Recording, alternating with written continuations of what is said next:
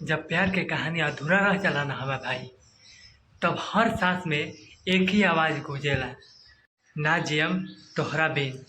खेसारी लाल यादव के आवाज़ में एगो दिल छू लेवे वाला गाना आइल बा, जौना के हमी के इ वीडियो में विस्तार से जानल जाई। ओमे का बोले बाना इ गाना में दिल छू लेवे वाला बात सब कुछ जानल जाई। तो वीडियो के स्किप ना कर दो, वीडियो के देखी। अभी तक हमारे चैनल के सब्सक्राइब नहीं कर ले तो चैनल के सब्सक्राइब कर लिखा है कि हर गाना के सबसे पहले वीडियो मिलला, जानकारी मिलला।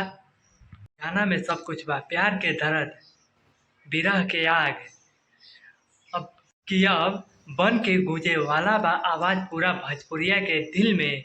आई तो सबसे पहले हमी के देखल जाए गाना में एगो बहुत ही प्यारा, बहुत ही लाजवाब एगो गीत बा, जौना में बेटी अपना पिता से कहतरी कि पिता जाई करी समधि मिलन। तो पिताजी कहता ना कि बेटी कैसे होला समधि मिलन।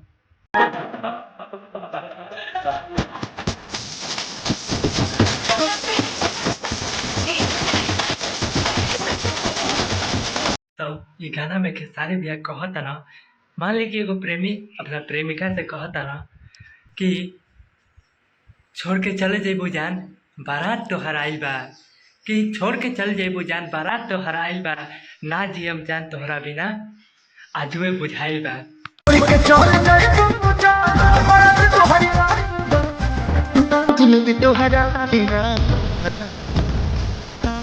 फिर प्रेमी अपना प्रेमिका से कहता ना कि हम रोवतानी ताहर दुल्हा अगर आइल बा।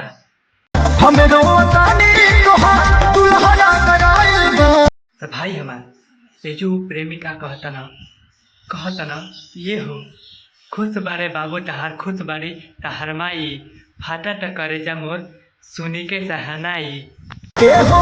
खुश बारे बाबू तोहार, खुश बारी माई, फाटा कर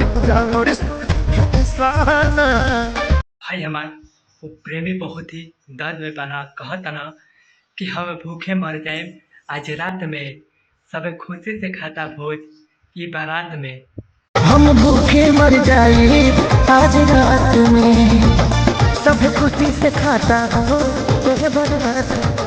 भाई हमार ये जो प्रेमी कहता ना कि हमारा मजबूरी के तेल से पूरी छाना था, ना जियम जान तोहरा बिन आजुए बुझाता।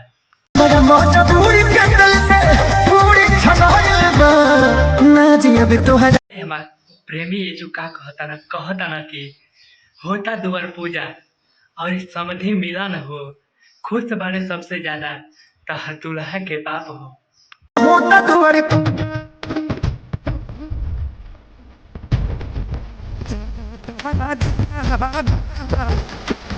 भाई हमार ये जो प्रेम में बहुत ही दर्द में पाना और ये बोला था ना कि बेदर्दी सजिए गयू हो लाल साड़ी में, बोला का कमी रहे तहरा खेसारी में। दर्दी सजिए गयू हो लाल साड़ी में, बोला का कमी रहे हो तहरा खेसारी में। प्रेमी कहता ना कि भसुर के वीआईपी में गहना रखाइल बा, भसुर के वीआईपी में गहना भराइल बा, ना जिया। भाई हमार तेजू प्रेमी का कहता ना कि जेकरा से कले रहनी सच्चा प्यार, ओकरा बिना अब जिंदगी अधूरा लागे लागल बा।